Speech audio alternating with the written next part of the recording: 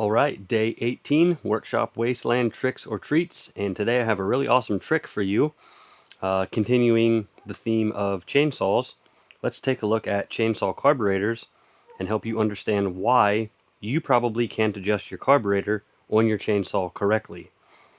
This weekend, I will put these practices that I'm going to show you in place, and I will adjust the carburetor, make it lean, make it rich, and show you what that sounds like, show you how the chainsaw reacts.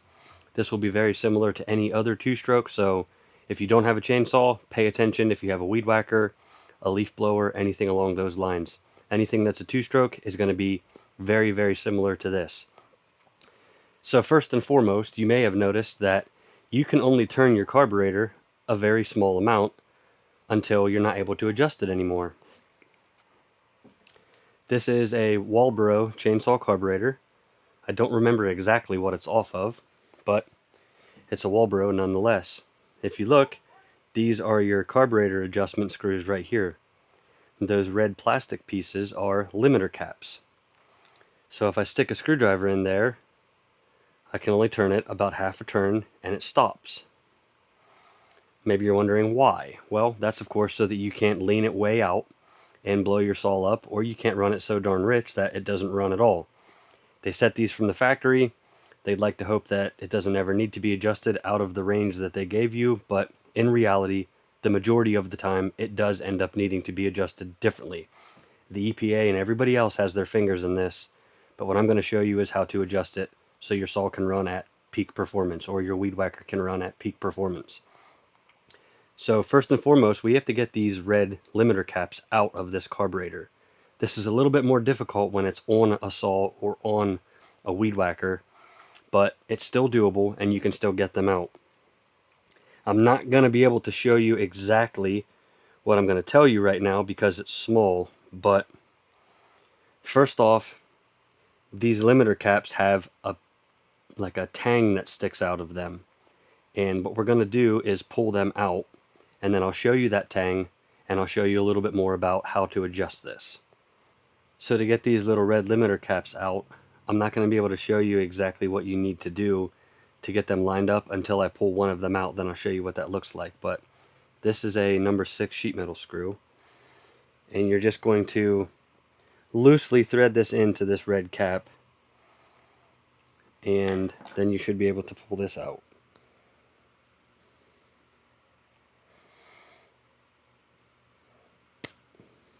And there is the little red tab that came out.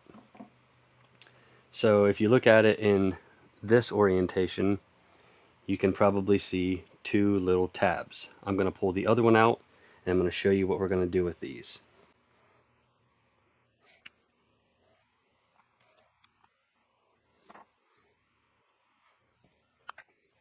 Alright, there's the other one out. Now check this out. So this was a limiter cap, right? It kept us from turning the carburetor. With them removed, you can see mine actually has straight slots in the end of the needles or in the end of the jets to be able to adjust, but oftentimes they don't have those straight slots, and even more often a screwdriver doesn't really fit in them very well because they're angled like this. So you pretty typically can't get your screwdriver in there. So all we're going to do is take one of these red limiter caps, take one of these caps, you're going to sit it down on a hard surface. Doesn't necessarily have to be a granite countertop. Definitely doesn't need to be a granite countertop in your kitchen, or your wife will probably be very upset. But you're just going to take a safety knife and you're going to trim that little tab off.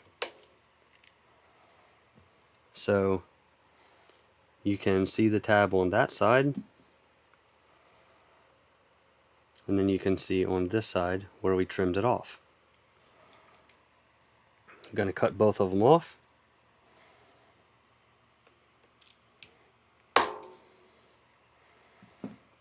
Then all you have to do is push this limiter cap back into your carburetor jet.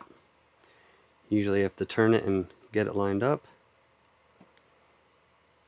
and it will push right back into there.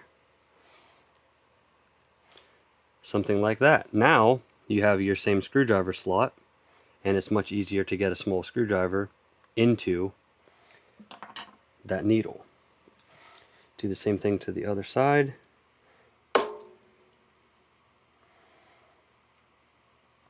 Don't worry, if one of these happens to break, or you lose it, or whatever, it's not the end of the world because they're not required. You don't absolutely have to have these.